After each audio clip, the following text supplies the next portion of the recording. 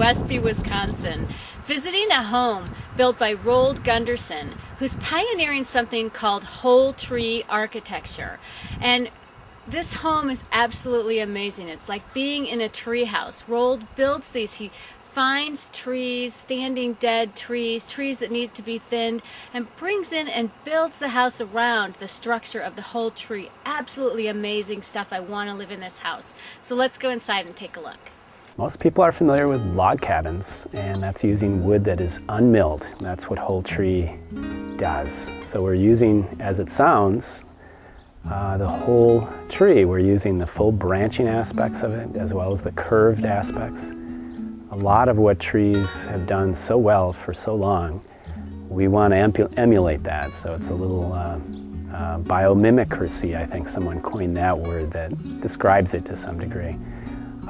So trees are a lot stronger when you don't mill them. They have continuous fibers. They maintain an outer core of fibers that is in tension, which makes it able to withstand wind, which is what buildings also have to do. And they have to, it provides the ability to use very small, young trees, so it can really change the relationship that we have with forests, which is not a good one. We're pretty much getting rid of forests worldwide. And if we want to continue here, our tenure on the planet, we're going to have to get along with forests a lot better. So it's a way to garden forests and make an income, make a living off of forest lands. And by doing that, I hope that we'll find that it's better to keep forests around than to cut them all down.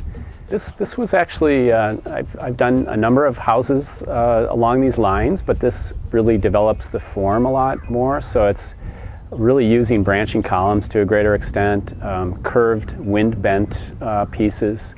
And anytime you can incorporate curves, you have a lot stronger structure. So for structural reasons, curves are a really good idea. So I try to incorporate curves whenever I can, and this building is most remarkable because of that, I think. And it also reflects the surrounding area. The hillsides in the area are curved, and so it fits into the landscape. There's really an exciting universe of forms and building types that I think can come out of using whole trees that we really haven't explored. And that's an exciting thing to think about in the 21st century that we haven't. It's sort of a throwback to log cabins, but going a lot further than a log cabin ever did as far as using it structurally. It's very durable. It has less surface area exposed so that it won't start on fire as easily. That's why you split wood when you want to make a fire. You split it and increase the surface area. It also won't wick moisture in, so it won't as easily rot. You can use smaller pieces and have an equally strong piece as a milled piece, which is very exciting. So instead of using a 40-year-old tree, I can use a 20 or even a 15-year-old tree to do the same amount of work in a structure. Roundwood or whole tree has the same steel strength as steel does for its weight, and twice the strength of steel in tension. And steel is very strong in tension, so this is a very exciting thing. Here we're using wood in tension, which in a traditional or a conventional wood structure, you don't use wood in such a way because it'll tend to warp and bend. And using it in tension means that you can do, here again, some very exciting things architecturally. Large, long overhangs.